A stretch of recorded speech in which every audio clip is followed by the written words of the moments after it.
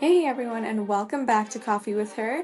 It's your host, Mubina here, and today we're on episode 18, where we're going to be diving deep into the topic of ambition. We're going to be talking about what ambition has been portrayed to be by the world, and we're also going to talk about what ambition actually has the potential to be, and how tapping into this potential is actually very beneficial as a society, and we're going to dive into how it's beneficial, especially in the workplace. So with that said, grab some coffee or some tea and let's get started. So when I used to think about ambition, I always thought it was about, just go, go, go. It was all about achieving an accomplishment at all costs. And I remember a time when I used to run competitively, and so I had to train a lot for that, okay? And there was a time when I actually developed a lot of shin splints, and the doctor told me that I need to stop running because otherwise it's going to end as a stress fracture. And despite being told that, I remember that, I actually have a goal and I don't really care about anything else, but I need to reach that goal. And so I continued running anyways. And eventually what happened was that I was actually in so much pain because of my shin splints and I physically couldn't even walk, let alone run. And when I think back to that time, what I realized was that I compromised what my body physically needed at that time, which was rest, and I traded it for what my ego desired, which was some sort of a medal, some sort of a prize, or perhaps some sort of an external validation, right? And you know what else I realized? I realized that I'm not the only one who used to think that ambition is all about achieving accomplishments or some sort of a goal. I realized that a lot of people around me thought the same way as I did. And I knew that because even when I used to talk to people at that time, they always used to say, like, oh my gosh, Mubina, you're so ambitious, You just don't stop at anything. And I took that as a compliment. But when I think back at that, although they all meant well, that there were only good intentions that, came out of that, I just wonder if that way of thinking about ambition is really ambition, or is it perhaps influenced by societal programming? Like, let's take a look at some of the things that society labels as ambitious. For example, we like to label ambition as a desire for external things or external validation, right? But if you think about it, anybody can desire any fancy car or any fancy, anything. But isn't it the aligned action that's taken that makes a person ambitious because they're actually following through to get something? I remember this one time when I reached out to a CEO of a company because I wanted her to speak on my podcast. And I actually got connected to somebody else from that company who tells me that, it's great that I want the CEO on my podcast. And she thinks that it's actually really ambitious of me to want the CEO on my podcast. And I should probably start with somebody who's probably not the CEO, but somebody with a less superior title. And when I took a second to think about what she said, I realized that ambition is actually known to be a desire for seeking status or power, and not even like real power, more like figurehead power, right? And it's not actually about having meaningful impact or having actual substance. And in essence, what I realized was that ambition is actually known to be very performative, right? Like titles actually just hold artificial weight. Having access to certain people make it feel like it's an achievement in itself. And even networking, it's very transactional, right? It's not actually a means for any sort of authentic connection or authentic learning, or even a means for professional collaboration in any other way, shape, or form.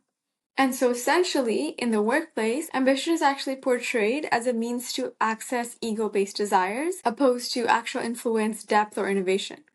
And one might think, well, what's the real problem with this? Like, I'm not doing any good, but I'm not doing any harm either. But actually, there are a lot of consequences to this. So let's go into it. So number one, it leads to a lot of superficial success metrics, right? Because then employees would prioritize visibility over actual contribution or substance. And then what would happen is that they would get promoted based on how visible they are over how much contribution they actually had. Number two, it would actually lead to toxic competition, right? Because when ambition becomes about chasing titles, it just becomes about stepping on each other and forgetting the actual impact behind it. Not to mention, collaboration actually suffers, right? Because then people focus on outshining their peers instead of collaborating to achieve a shared goal. Number three, when you're constantly chasing status, it could actually lead to burnout or even feeling greedy, because what happens is that status is something that's very empty and you don't actually feel fulfilled by having it. So you just keep chasing something because you don't actually know what you actually desire. So you just keep wanting more and more and more, right? Number four, this definition of ambition actually leads to a resistance to innovation. Because people have such a huge focus on their appearance, what happens is that they start avoiding risk, and that limits creativity and innovation, and that's what causes us to maintain status quo. So for example, people could focus on getting more fancy certifications so they can frame on their wall instead of actually implementing change. Speaking of status, this actually reminds me of a time when I was collaborating with a professor and I defined a word differently than the way she did. And what she did was she reminded me of her status and she told me that it was very rude and disrespectful for me to question her definition of that word. And so from this example, you can see that when you focus so much on your status, it makes you a little bit rigid, right? And then you're not able to innovate or think outside the box, so you're not willing to negotiate or anything like that, right?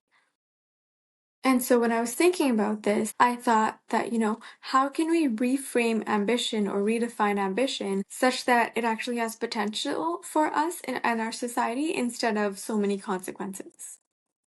And I thought, well, isn't ambition really just the movement towards becoming the best version of yourself?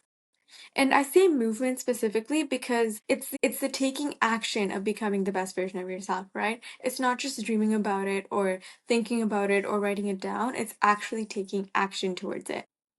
And the reason I think that this is what ambition really is because when you authentically grow and you're on your way to becoming the best version of yourself, you naturally produce byproducts that are impactful to the world, right? And you produce so many catalysts for change around you as well. Think about it. If you work on being the fully integrated version of yourself, then you inspire others to follow suit, right? And as you do so, you actually just naturally create impact in the world because you're leading by example and then it creates a whole ripple effect. And so to make this definition more implementable, something you could do is the next time you have an accomplishment that you really want to achieve or some sort of a goal that you want to achieve, what you could do is you could ask yourself, if I was invisible to this world, would I still want to go down that path or would I still want to accomplish that? And for example, in my case, in my running case, I did that and I thought about it and I was like, you know what? I wouldn't want to run. The only reason I used to run so much was because I wanted that external validation, right? And so when you ask yourself that question, you can kind of break down whether or not you're doing it because you want some sort of external validation or if it's because it's an actual authentic calling. And that's all I have for today, folks, so until next time. This program is meant for entertainment purposes only. It is not meant to replace any educational programs or represent a professional coaching program. All examples provided by the author and speaker are purely anecdotal and are not meant to represent any institutions or companies in affiliation with the creator.